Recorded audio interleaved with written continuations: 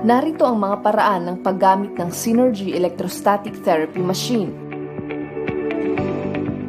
Una, alisin ang lahat ng bakal na bagay sa katawan kasama na ang mga alahas, hair clip, relo, salamin, sinturon, electronic devices, headphone, hearing aid, susi at mga katulad nito.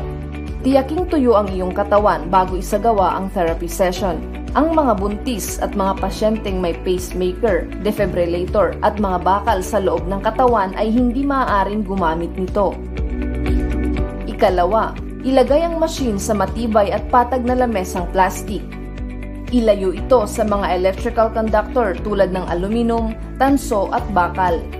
Huwag ilapag ang machine sa sahig. Ikatlo, isaksak ang kable ng pad sa output terminal at ang power cord sa saksakan ng kuryente. Huwag hayaang sumayad ang kable sa sahig. Ikaapat, upuan ng plastic chair at ipatong ang mga paa sa plastic stool. Maaaring gumamit ng malambot na sapin upang mas maalwanan. Maaari ring mahiga sa plastic deck recliner o plastic bed na may kutsyon na walang metal springs. Ilagay ang pad sa iyong napiling bahagi ng katawan. Dapat ay nakalapat ang balat o katawan sa pad sa kabuuan ng gamutan. Laging tandaan na gumamit lamang ng malinis at tuyong plastic materials.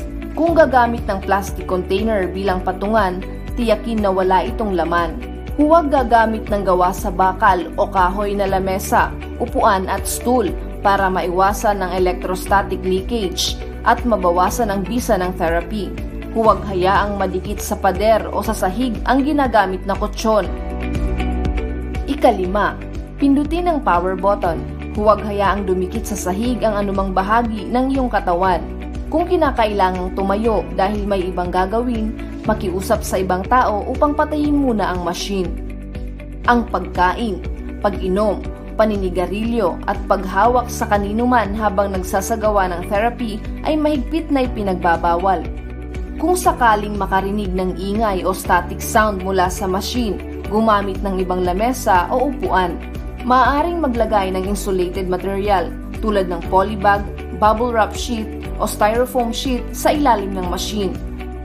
Kapag ang Synergy Electrostatic Therapy Machine ay maayos na gumagana, makikitang tumataas ang ilang hibla ng buhok habang ginagamit ito.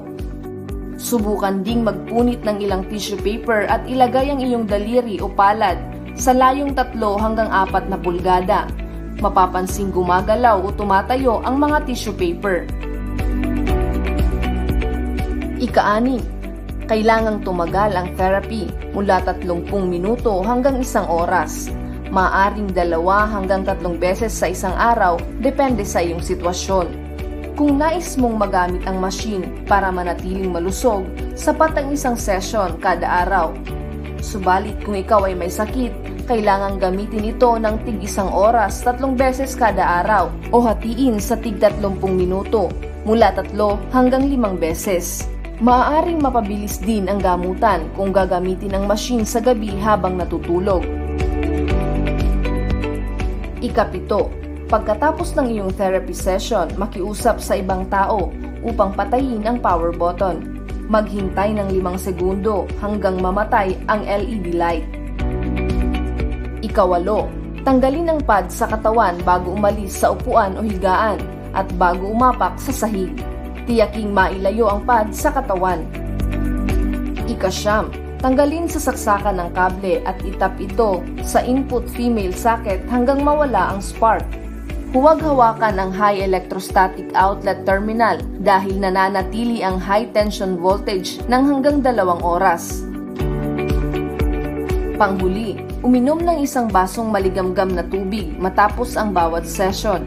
Ang Synergy Electrostatic Therapy Machine ay hindi lang para sa mga may sakit, kundi maging sa mga malulusog din.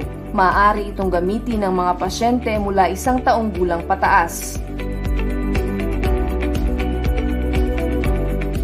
Synergy Electrostatic Therapy Machine, ang susi sa mas masigla at mas malusog na pangangatawan.